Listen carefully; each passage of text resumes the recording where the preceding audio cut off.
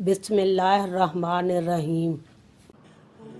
मिशकात शरीफ के मुताबिक हदीस नंबर 585। उमर बिन खिताब रज़ियल्लाहु तआला अन्हु से रिवायत है कि आपने अपने उमरा के नाम खत लिखा कि मेरे नज़दीक तुम्हारा सबसे अहम काम नमाज है। जिसने इसकी हिफाजत तो पाबंदी की उसने अपने दीन की हिफाजत की, और जिसने उसे ज़ाया किया तो फिर वो इसके अलावा वो दीगर अमूर दीन को ज़्यादा ज़ाया करने वाला है। फिर आपने लिखा कि नमाज ज़हर का वक्त ये है कि साया एक हाथ हो, और ये उस वक्त तक रहता है कि तुम में से हर एक का साया उस आदमी के साये के बराबर हो जाए।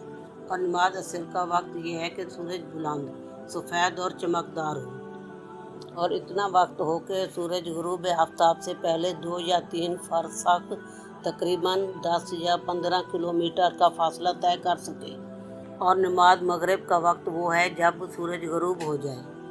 और नमाज इशा का वक्त शफ़क़ ख़त्म हो जाने से शुरू होता है और तहाई रात तक रहता है।